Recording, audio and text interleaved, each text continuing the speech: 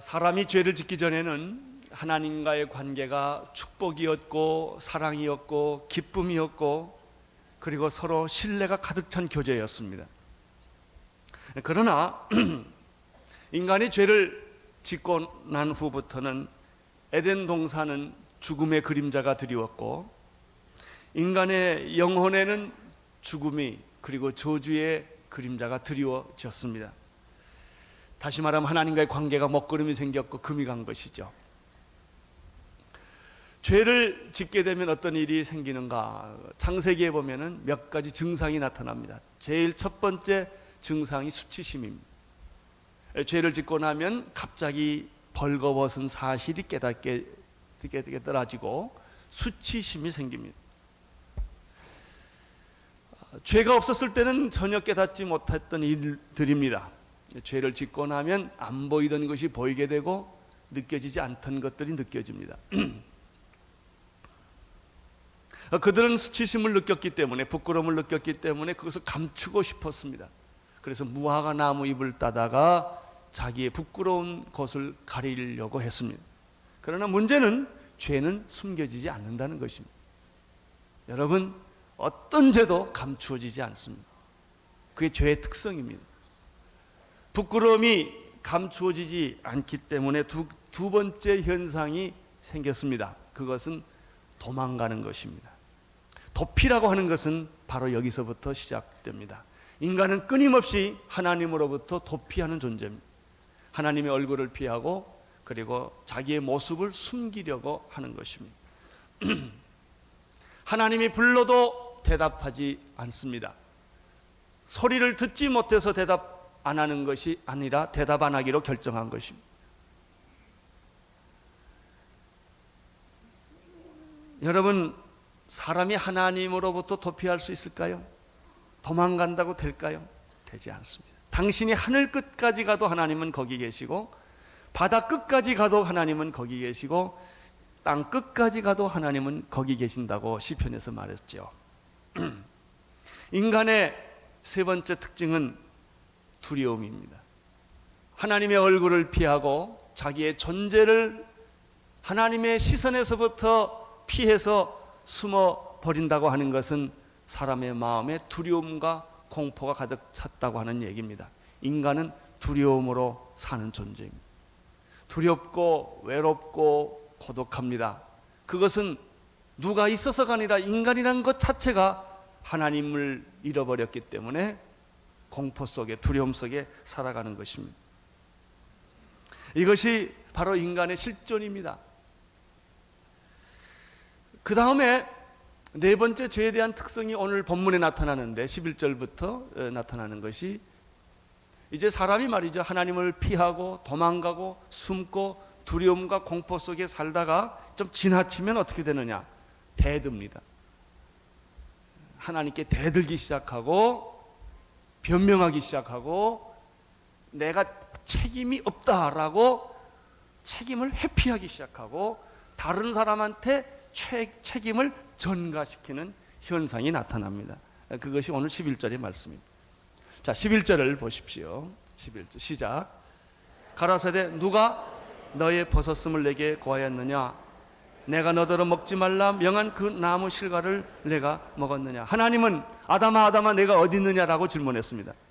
아담은 그 음성을 들었지만 대답하지 않았습니다. 그리고 오히려 숨어버렸습니다. 그렇지만 하나님은 계속해서 아담을 찾아갑니다. 왜냐하면 벌 주기 위해서가 아니라 그를 구원하기 위해서 그렇습니다. 하나님은 여러분을 포기하지 않습니다. 여러분이 도망간다고 하나님이 포기할 것 같으세요? 안 합니다. 지옥에 가면 지옥까지 찾아가서 건져냅니다. 그것이 하나님의 사랑입니다. 하나님은 아담을 계속 찾습니다. 언제까지 찾느냐? 발견될 때까지 찾습니다. 드디어 하나님은 아담과 이브를 찾았습니다. 두 가지 질문을 던집니다.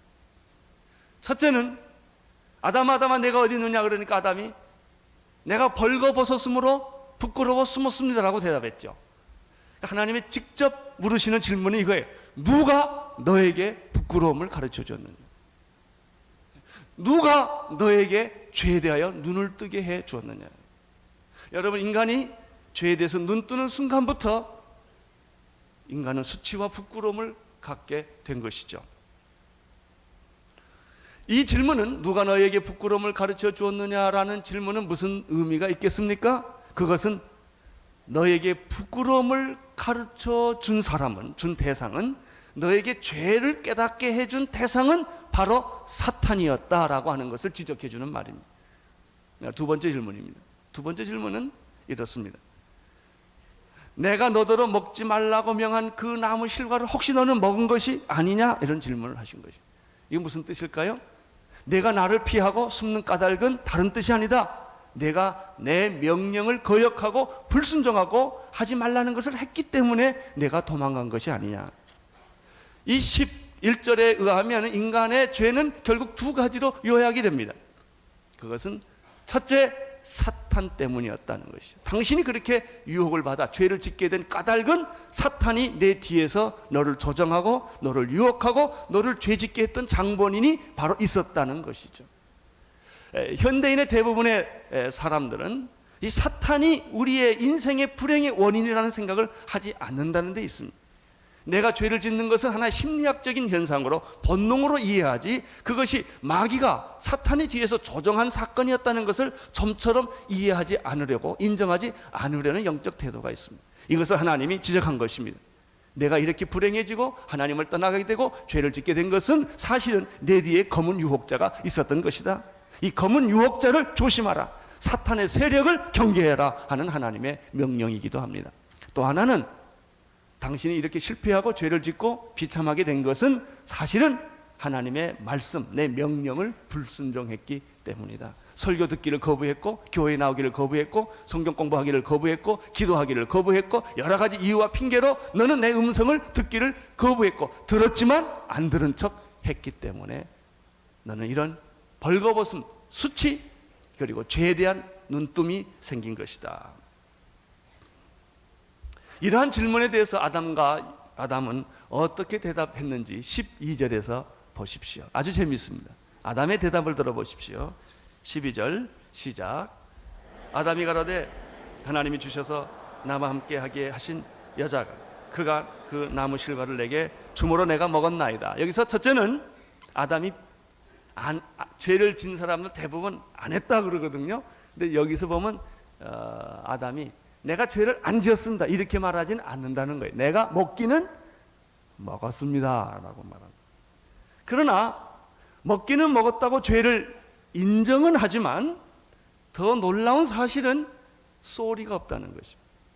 이 본문에 보면 하나님 미안합니다, 죄송합니다, 내가 실수를 했습니다 이런 표현을 전혀 안 쓴다는 것입니다. 이게 죄인의 특징입니다. 죄인은 죄를 짓고도 자기가 죄를 졌다고 말하지 않을 뿐만 아니라 미안한 생각이 전혀 없다는 데 문제가 있습니다. 나는 여러분들이 죄를 짓거나 하나님 앞에 잘못하면 쏘리 하시기를 바랍니다. 뭐 사람한테도 그래. 사람한테도 잘못하면 그 잘난 자존심 버리고 미안할 때는 미안하다고 말을 하셔야 됩니다. 죄송하다고 말해야 됩니다. 이것이 바로 회복의 시작입니다. 이것이 바로 행복의 시작입니다. 왜 불행합니까? 쏘리를 안 하기 때문에 그렇습니다. 근데 요즘 현대인들은 또 그래요. 죄를 졌느냐 그러면 죄 졌다 어쩔래 이런다고요. 아주 죄를 짓고도 뻔뻔해요. 막 대들고 말이죠. 당연한 것처럼 뭐 나만 죄 졌냐? 다 죄 졌는데 막 이러고 달라듭니다. 이 현대인의 죄는 회개가 없습니다. 미안한 감정이 없습니다. 너무나 뻔뻔합니다. 그럴 수밖에 없었다고 자꾸 변명을 하는 것입니다. 이것이 오늘 성경이 나타나는, 창세기에 나타난 죄의 네 번째 특징, 변명과 책임 전가예요. 책임 추궁을 하면 자기가 책임지려고 하질 않아요. 다 다른 사람이 잘못했다는 거예요. 이것이 요즘 우리 세상에서 경험하는 것들이에요.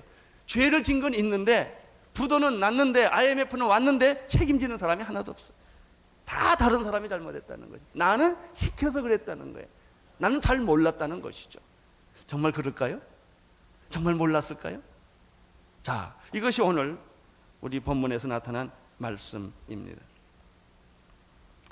12절의 아담의 대답에서 세 가지 실수가 있는 것을 발견하게 됩니다. 첫째는 아담도 선악과를 먹으면 안 된다는 것을 알았을까요? 몰랐을까요? 알았죠. 그런데 아담이 자기가 선악과를 먹긴 먹었는데 그것은 내가 먹으려고 그런 게 아니라 그 여자가, 자기 부인을 그 여자가 그러면 그 위험한 겁니다. 그 여자가 줘서 먹었다는 거예요.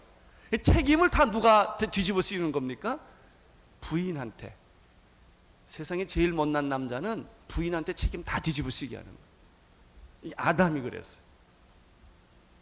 자, 그러면 성경을 좀 우리가 좀 자세히 살펴봅시다. 아담이 몰랐냐 이거예요. 이브만 알고 아담은 몰랐냐 이거예요. 그렇지 않아요. 창세기 2장 15절을 보십시오.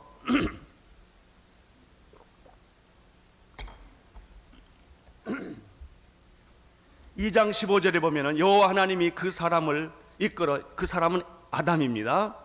에덴 동산에 두사 그것을 다스리며 지키게 하시고 여호와 하나님이 그 사람에게 명하여 가라사대 동산 각종 나무의 실과는 내가 임의로 먹되 선악을 알게 하는 나무의 실과는 먹지 말라. 내가 먹는 날에는 정령 죽으리라. 여러분, 이 말씀할 때는 이브가 있었습니까? 없었습니까?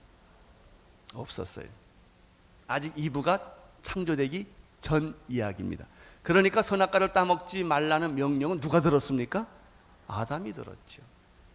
자, 18절을 보십시오. 여호와 하나님이 가라사대 사람이 덕초하는 것이 좋지 못하니 내가 그를 위하여 덮는 배표를 지으리라 하시고 여호와 하나님이 흙으로 각종 들짐승과 이렇게 되어 있습니다. 그리고 나서 이브를 지었습니다. 자, 그러면 이브가 그 선악과를 따먹으면 안 된다는 말을 누구로부터 들었을까요? 아담으로부터 들었죠. 아담이 몰랐어요? 그 여자가 했어요? 죄의 특징이 이거예요. 자기가 음모를 꾸미고 자기가 주인공임에도 불구하고 자기는 아무 죄가 없다는 거예요. 그런 사건 난 잘 모른다는 거예요. 누가 만들었어요? 아담이 했지. 그리고 모든 죄를 여자한테로 핑계를 돌리는 모습을 우리는 여기서 볼 수가 있습니다. 사랑하는 성도 여러분, 잘못은 누구든지 할 수 있습니다. 실수는 누구든지 할 수 있습니다. 잘못했을 때 잘못했다고 말하는 것이 정직한 것입니다. 미안하다고 말하는 것이 회복의 시작이라고 하는 것입니다. 두 번째 아담의 실수는 무엇이었을까요? 이 12절에서 하나님께서는 여자를 만들어 주시면서 이렇게 말했습니다. 남자가 누구를 떠나? 그 부모를 떠나. 남자는 부모를 떠나야 합니다. 남자는 그 부모를 떠나 여자와 연합하여 한 몸을 이룰지니라. 내가 요즘에 굉장히 기분 좋은 소리를 하나 들었어요. 최근에 어떤 분이 우리게 아주 신실한 성도님 한 분이 저한테 왔어요. 목사님 설교 듣고 그 다음 달로 내 아들 며느리를 내보냈습니다 그러더라고요. 분가시켰대요. 그랬더니 그 며느리가 저희 시어머니 모셔야 된다고 막 그러더래요. 그래서 아니야, 그냥 성경대로 가라고. 그랬더니 그 며느리가 정말 가도 돼요? 아주 얼굴색이 달려져가지고. 그래서 행복이 시작됐다는 얘기를 듣고 얼마나 그 마음이 참, 이 설교하는 보람 있구나, 내 그런 생각이 들었어요. 자녀는 내보내십시오. 이게 성경적인 원리입니다. 부부는 한 몸입니다. 남자가 그 부모를 떠나 여자와 한 몸을 이룬다고 말했는데 아담은 그 생각을 잠깐 잊어버린 거예요. 지금 부인에게, 여자에게 모든 책임을 전가시키는 걸 보면 부부가 하나라는 생각을 그는 하고 있지 않았다는 것이. 너는 너고 나는 나다. 사람들의, 현대인의 가장 위기는 뭐냐면 너는 너고 나는 나다 이거예요. 너하고 나하고 무슨 상관이냐. 헤어지면 그뿐이지. 내 거는 내 거고 내 거는 내 거다 이거죠. 자꾸 구분을 하는 거예요. 여러분, 남과 북이 왜 하나가 안 돼요? 우리가 하나라는 근본적인 생각이 없기 때문에 너는 너고 나는 나라는 거예요. 오늘 아담이 큰 실수는 뭐냐면 부부는 한 몸이라는 거예요. 부인이 아무리 잘못했어도 그 책임의 반 이상은 내게 있다고 이렇게 말해야 남자죠. 사랑하는 남성 동지 여러분, 오늘부터 부인의 모든 책임은 남자가 지시기를 축원합니다. 이게 행복의 시작이에요. 그럴 때 여자는 행복을 만드는 것입니다. 세 번째입니다. 아담의 잘못된 생각은 무엇입니까? 그것은 여자가 아닙니다. 하나님에 대한 원망이 있었습니다. 이것이 문제입니다. 여자에게 모든 책임이 있다라고 말을 할 때 그 앞에 붙은 이 수식어가 참 중요합니다. 그 여자는 바로 하나님이 내게 주셔서 같이 살게 한 그 여자였다는 것입니다. 아주 이게 묘한 말입니다.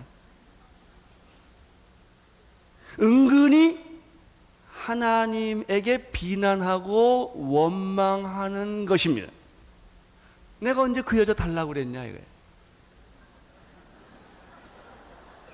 내가 혼자 있으니까 하나님이 독초하는 게 안 돼가지고 불쌍해서 하나님이 만들어주지 않았냐 이거죠. 그 여자가 날 유혹했다는 거예요. 그 책임이 누구에 있다는 거예요? 하나님 당신에게 있다는 거예요. 이 얼마나 교활한 무서운 변명입니다. 변명의 본질이 이렇습니다. 사람이 죄를 지면 자기가 죄를 짓게 된 그 원인에 대해서는, 그 현상에 대해서는 일반적으로 사람들이 말을 적게 합니다. 안 하는 건 아닌데 몇 마디 하고 끝냅니다. 그 다음에 열심히 말하는 것은 뭐냐면은 내가 왜 화가 났냐? 내가 날 화나게 만들었다. 나는 화내는 사람이 아닌데 당신이 나를 이렇게 화나게 만들었다. 당신이 나를 주먹 쥐게 만들었고 피를 흘리게 만들었다는 거죠. 모든 책임은 당신에게 있다. 이러고 사람들이 자꾸 나갑니다. 이게 죄의 본질이에요. 죄인의 특성이 그렇단 말이죠. 하나님의 사람은 그렇게 말 안 합니다. 내가 잘못했다. 그 원인은 내게 있다. 이렇게 말하는데 죄의 특징은 자꾸 책임을 다른 사람한테 이렇게 전가하는 것입니다.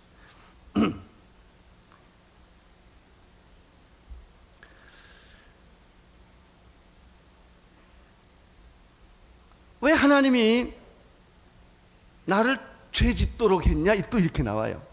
자기가 죄 지어놓고 왜 내가 죄 질 때 하나님이 안 막으셨습니까? 이런 얘기를 한다든지, 왜 하나님이 죄 같은 걸 만들었습니까? 능력이 없지 않습니까? 이렇게 한다든지, 또 죄가 혹시 있다면 하나님 처음부터 나를 죄 안 짓는, 아주 완벽하게 안 짓게 만드시지 왜 죄를 질 거냐 말 거냐 이렇게 갈등하게 만들어 가지고 그 죄를 짓게 만드셨습니까? 이렇게 자꾸 질문합니다. 이 질문은 무슨 질문인 줄 아세요? 하나님, 나를 왜 돼지나 소나 개로 만드시지 사람으로 만들었습니까? 이런 소리예요. 왜냐하면 돼지나 소나 개는 죄 질까 말까 고민이 없다고. 거기는 인격이라든지 자유의지가 없어요. 하나님은 인간을 너무나 사랑하셔서 하나님의 형상대로 하나님의 수준과 같은 존재로 인간을 만들어놔서 만물의 영장으로 만들어서 너는 죄를 질 수도 있고 짓지 않을 수 있는 선택권 내게 있다 라고까지 하나님이 우리에게 자유를 주셨건만, 인간이 그 자유를 잘못 선택하고 나서 모든 핑계를 하나님에게로 다 돌렸단 말이죠. 이게 인간이에요.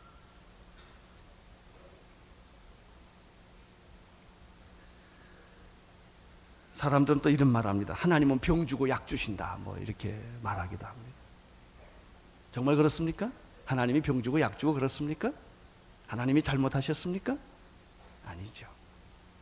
그것은 내가 죄를 핑계하고 변명하고 책임 전가하는 것이죠.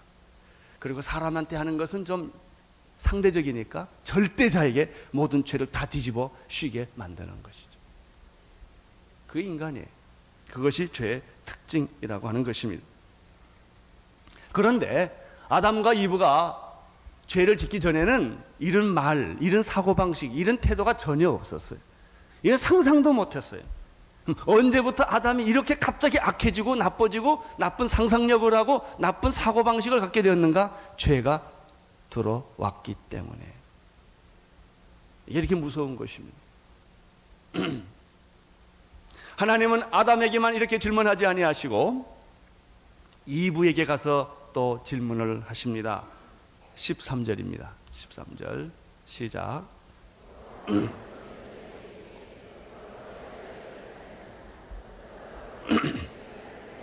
여호와 하나님이 여자에게 이르시되 내가 어찌하여 이렇게 하였느냐? 여자가 대답합니다. 가로되 I'm sorry 이러지 않았어요. 잘못했습니다 이러지 않았어요. 뭐라고 그랬죠? 뱀이 나를 유혹함으로 내가 범죄하였나이다. 여자의 경우는 어떻습니까? 남자와 좀 다릅습니까? 똑같습니다. 여자와 남자가 똑같다는 것이 아니라 죄가 똑같다는 이야기입니다. 죄를 지으면 아이나 어른이나 남자나 여자나 다 똑같은 반응을 합니다. 변명합니다. 책임을 지려 하지 않고 책임을 전가하려고 합니다. 분노합니다. 다른 사람에게 핑계를 돌려댑니다. 사랑하는 성도 여러분, 나는 여러분들이 남에게 책임 전가하는 사람이 아니기를 바랍니다. 책임을 지는 사람이 되시기를 바랍니다. 나는 여러분들이 변명하는 사람이 아니기를 바랍니다. 미안하다고 자존심을 버리고 말하는 용기가 있게 되기를 바라는 것입니다. 2부의 말은 이런 것입니다. 2부도 내가 잘못했다, 내가 실수했다, 하나님께 내가 미안하다 이런 말을 하지 아니하고, 나는 잘못한 것이 전혀 없는데 뱀이 나를 유혹하고 나를 꿰물어 내가 죄를 지을 수밖에 없었다. 모든 핑계를 뱀에게 돌려대는 것입니다. 여러분, 왜 성경에서 회개하라는 말을 자주 하는지 아세요? 바로 이것 때문에 그러는 거예요. 하나님께 잘못했으면 쏘리 하라는 거예요. 근데 참 이상해요. 아무리 잘못했어도요, 일단은 잘못한 걸 얼른 쏘리 하면 불쌍히 여기는 마음이 있어가지고 용서해주고 싶고 그냥 봐주고 싶은 마음이 인간이 생겨요. 근데 아니다 그러면 끝까지 캐고 싶은 거예요. 이게 이 인간이 그래요. 여러분, 무슨 일이 생길 때마다 하나님 앞에 빨리 자존심을 버리고 잘못한 것은 잘못했다고 말하고, 하나님께 주먹질한 것도 회개하시고, 없다고 말한 것도 회개하시고, 하나님 앞에 불경하고 우상 숭배한 거 다 회개하십시오. 돌아오십시오. 죄를 인정하고 애통하십시오. 원망하고 불평하고 섭섭하게 생각하지 말고 다른 사람한테 책임을 전가하지 마십시오. 다른 사람에게 죄를 뒤집어 쓰고 당신은 도망갈 생각을 하지 마십시오. 도망간다고 도망가지지가 않는다는 것입니다. 여러분, 하나님 성경에서 그러면은 죄를 인정하고 회개하고 돌아오라고 그러면은 그 죄의 대가를 너보고 다 치르라고 그러는 거냐? 그게 아니에요. 세상에서는 죄 대가를 다 치루어야 하지만은 하나님 나라에서는 죄의 대가는 누가 치르겠다? 예수님이 치르겠다는 거예요. 그럼 하나님이 원하는 건 뭐냐면 우리는 죄의 대가를 치를 수도 없고 능력도 없어요. 내가 죄 지른 죄를 나는 보상할 능력이 없다고요. 인간에게는 죄를 보상할 능력이 전혀 없는 거예요. 그 보상할 능력이 빚을 갚을 수 없는 사람에게 빚 갚아라 이러지 않아요, 하나님. 하나님이 원하는 건 뭐냐면 인정하라는 겁니다. 인정하고 내가 정말 마음으로 쏘리 하라는 거예요. 하나님, 나 정말 잘못했습니다. 나 어떻게 하면 좋습니까? 정말 잘못했습니다. 이렇게 여러분이 말하면 이게 회개예요. 그 대가는 누가 치루어준다? 내가 치루어준다. 용서는 누가 해준다? 내가 해준다. 할렐루야. 그게 얼마나 좋아요. 근데 이걸 안 한다고, 요걸. 나는 오늘 여러분들이 다 여러분의 죄를 하나님 앞에 인정하고 허물을 인정하고 실수를 인정하고 지극히 작은 죄라도 다 인정하고 하나님 앞에 무릎 꿇고 눈물을 흘리고 나올 수 있게 되기를 바랍니다. 그때 우리 하나님은, 가슴이 넓은 하나님은 손을 벌리시고 여러분이 어떤 죄를 졌다 할지라도 다 용서해 주시고 없는 것처럼 생각해 주시고 다 지워 주시고 기억도 아니 하실 줄로 믿습니다. 이것이 회복입니다.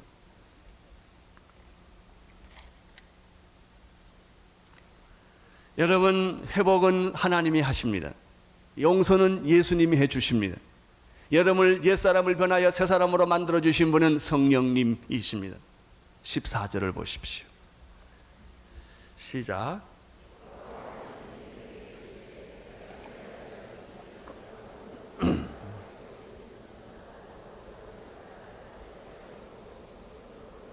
여호와 하나님이 뱀에게 이르시되 내가 이렇게 하였으니 내가 모든 육축과 들의 짐승보다 더욱 저주를 받아 배로 다니고 종신토록 흙을 먹을지니라. 아주 특이한 게 있어요. 14절. 자, 아담에게 가서 아담아 내가 어디 있느냐를 물었습니다. 이브에게 찾아가서 내가 왜 그렇게 했느냐고 질문을 했습니다. 아담은 이브에게 변명을 했습니다. 이브는 뱀에게 변명을 했습니다. 이제 하나님은 뱀에게 찾아온 거예요. 아주 특이한 게 있어요. 아담과 이브와 다른 점에 하나님이 너는 왜 그랬느냐 질문 안 했다는 것입니다. 사람에게는 질문을 합니다. 뱀에게는 질문하지 않습니다. 왜 질문할까요? 용서해 주시기 위하여. 책임 추궁을 왜 할까요? 벌하기 위해서가 아닙니다. 용서하기 위하여, 축복해 주기 위하여, 회복해 주기 위하여 하나님이 원인을 추궁하고 따지시는 것입니다. 그러나 많은 사람들은 자기에게 따지고 책임 추궁하면 자기를 죽이려는 줄 알아요. 아니에요. 용서하기 위하여 그렇게 하는 것이죠. 그러나 뱀에게는 찾아와서 하나님이 뭐라고 그래요? 하나님이 뱀에게 이르시되 뱀아 내가 왜 그랬느냐 이렇게 질문 안 해요. 그거는 사람이 아니니까. 뱀에게 말합니다. 너는 이렇게 하였으니 심판이 바로 선언되고 저주가 바로 선언되는 거예요. 사탄에게는 회개 기회가 없는 거예요. 사탄은 저주를 받고 심판을 받는 운명 외에는 선택의 길이 없지요. 그래서 사탄에게는 바로 이렇게 하나님께서 저주를 두 가지로 하십니다. 너는 평생에 저주를 받아 다른 동물과 달리 뭐로 다닐 것이다? 배로 다닐 것이다. 두 번째, 너는 평생 뭘 먹을 것이다? 흙을 먹게 될 것이다. 할렐루야. 여기서 사탄의 패배를 우리는 볼 수가 있습니다. 사탄은 3번 패배합니다. 에덴 동산에서 1번 패배합니다. 갈보리 십자가 언덕에서 마귀는 예수님에게 패배를 당합니다. 3번째는 주님이 다시 오시는 역사의 마지막 날에 마귀는 완전히 패배하여 무저갱 속으로 들어가고 말게 될 것입니다. 우리는 첫 번째 사탄의 패배를 보게 되는 것입니다. 사탄의 속임수는 뭡니까? 여러분, 사탄은 창조자가 아니 하나님과 비슷한 존재가 아니요. 마귀의 유혹은 자기가 하나님과 비슷한 존재로 선과 악, 선의 신이 있고 악의 신이 있고 하나님이 있고 마귀가 있고 동등한 존재로 마귀가 자기를 위장하는 것입니다. 여러분, 마귀는 피조물이지 창조자가 아닙니다. 창조자는 한 번뿐이십니다. 하나님과 비교할 수가 없습니다. 그러나 마귀는 자기가 굉장히 힘이 있고 능력이 있고 초월적인 존재고 하나님처럼 힘 있는 존재인 것처럼 자기가 마치 하나님을 만들어줄 수 있는 존재처럼 유혹하는 것이 마귀의 정체입니다. 여러분, 마귀를 너무 크게 생각하지 마세요. 마귀는 별게 아니에요. 마귀는 언제나 자기를 과장해서 나타나는 것뿐이지 실제로 마귀는 힘이 있지를 않습니다. 마귀의 정체를 드러내게 하십시오. 그럼 마귀는 그 자리에서 힘을 잃어버리고 말 것입니다. 마귀는 여러분을 유혹하고 여러분을 죽이고 여러분을 성공도 시키고 여러분을 패배도 시킬 수 있는 그런 아주 힘 있는 어떤 존재로 여러분에게 나타나서 여러분에게 두려움을 주는 것입니다. 걱정하지 마세요. 마귀는 아무것도 할 수 없고 당신 생명 하나 건들 수 없는 게 마귀요. 그는 피조물에 불과한 것이고 아주 사기꾼이에요. 사기꾼. 왜 그 청와대나 무슨 뭐 안기부 사칭해가 다뤄다니는 사람들 있잖아요. 굉장히 힘이 있고 뭐 자기가 말 한마디 하면 다 되는 것처럼 말하는 사람들 있잖아요. 꼭 똑같아. 아무 힘이 없어요. 나중에 체포 보면 정가 몇 범이야. 이게 딱 잡혀가야 돼요. 그런데 굉장히 힘이 있는 것처럼 과시를 하고 이 속성이 그런 거예요. 아무것도 아니에요. 마귀는 아무것도 아니에요. 하나님 앞에 뭐 여지없이 저주받고 심판을 여기서 받지 않습니까? 뱀이 배로 기어다닌다는 말은 걸어다닌다는 말과 비교하면 아주 쉬워요. 모든 동물들은 발로 다니고 날개로 나눠서 정정당당하게 떳떳하게 멋있게 다니는데 뱀은 날개도 없고 발도 없어서 몰래 다녀요. 이렇게 살살 음흉하게 아주 비겁하게 그렇게 된 거예요. 비겁한 사람이 되지 마십시오.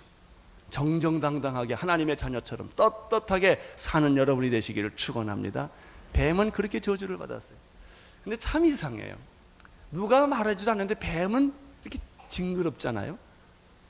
그리고 뱀이 이렇게 정정당당히 오지 않고 몰래 와요. 갑자기 이렇게 봄 와 있잖아요. 이렇게. 이게 뱀이에요. 두 번째, 뱀이 뭘 먹고 살아야 돼요? 흙을 먹고 살아야 돼요. 창세기적으로 해석하면 사람이 뭘로 만들어? 흙으로 사람을 만드사 그 코에 생기를 넣어서 인간이 됐죠. 이 흙은 인간의 육체의 기능을 하는 것이고 생기는 하나님의 영의 기능을 하는 거예요. 마귀는 무엇을 다룰 수 있다? 여러분의 육체를 다룰 수 있다. 이 마귀가 제일 공격하는 현장은 여러분의 살, 육이에요. 육신의 정욕, 안목의 정욕, 이생의 자랑, 허탄한 생각, 이런 것들을 다 마귀가 여러분의 육체를 컨트롤해서 병도 주기도 하고 말이죠. 여러분을 고통스럽기도 하게 하기 말이죠. 여러분에게 쾌락을 주기도 하고 말이죠. 이 육체를 마귀가 죽을 때까지 우리를 다루는 거예요. 그렇게 함으로써 마귀는 접촉점을 인간과 갖게 된다는 것입니다. 여러분의 육신의 정욕을 끊으시기를 바랍니다. 안목의 정욕을 끊으시기를 바랍니다. 이생의 자랑을 끊으시기를 바랍니다. 이것이 마귀가 여러분을 영을 공격하려는 것입니다. 살리는 것은 영이니 육은 무익하니라. 내가 너에게 말하는 것은 영이요 생명이라. 영은, 하나님의 영은 마귀가 손을 댈 수가 없지요. 썩어질 이 육체는 마귀가 먹는다는 것입니다. 15절을 보십시오. 시작.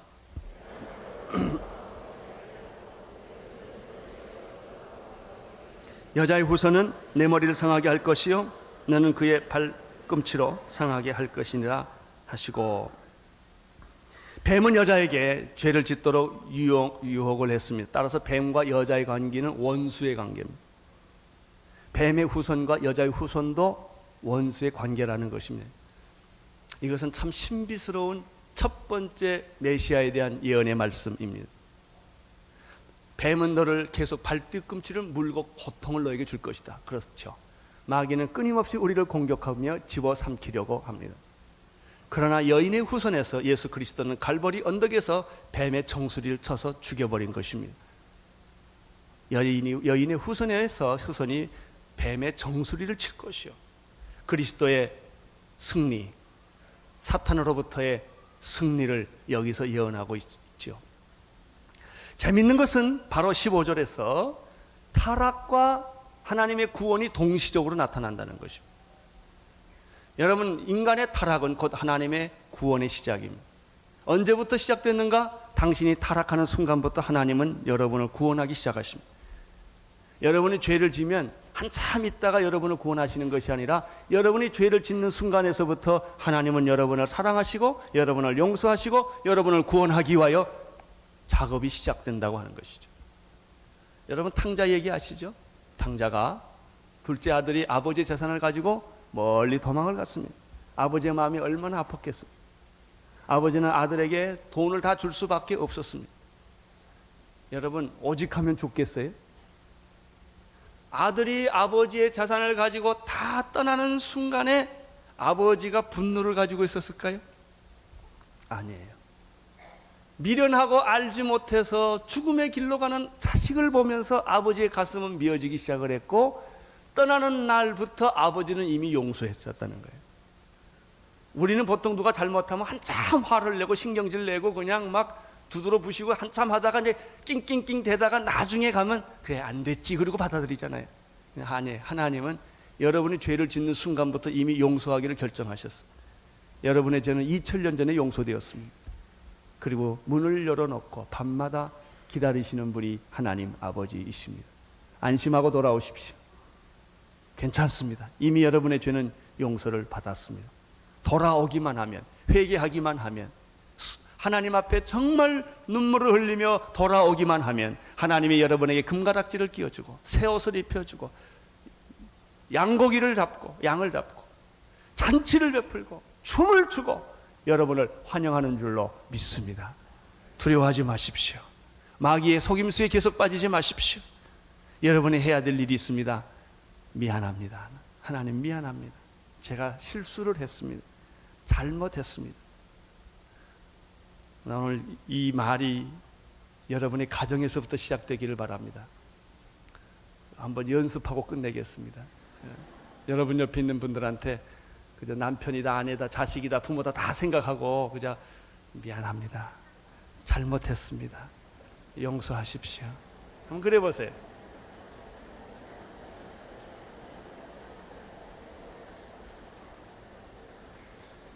그저 혹시 부인이 옆에 있으면 여보 미안해. 내가 잘못한 거야. 당신이 잘못했지만 다 그건 내가 잘못한 거야. 이렇게 말하면 어떻게 그 가정이 불행해질 수가 있겠습니까? 당신이 이러니까 문제지. 예? 오늘 하루 종일 그러고 사세요. 누구든지 만나면 미안합니다. 그죠? 누가 내 발을 밟았어요. 내 발이 거기 있어서 미안합니다. 그냥 자꾸 쏘리를 하세요. 애한테도요. 내가 그런 부모를 봤어요. 아무리 해도 애가 안 고쳐져요. 부모가 아이를 갖다 놓고 문 잠가 놓고 무릎을 꿇고 I'm sorry 그랬어. 그랬더니 아들이 I forgive you. 그 다음부터 아이가 좋아진 거예요. 우리는 자식한테도 잘못할 수 있습니다. 그때 부모 체면 때문에 우기면 안 됩니다. 잘못했다고 말해야. 내가 그것은 잘못했다. 내가 화낸 것은 잘못했다. 내가 너한테 손댄 것은 잘못했다 라고 말할 수 있어요. 모든 위대한 온누리교회 남성들이요, 오늘 돌아가서 부인에게 쏘리 하시기를 축원합니다. 미안하다고 그렇게 한마디 해보세요. 그러면 내가 다시 말하지만 오늘 저녁밥 반찬이 참 좋아질 것입니다. 행복이 옵니다. 미안하다고 말하십시오. 나도 실수가 있다고 말하십시오. 나를 용서하라고 말하십시오.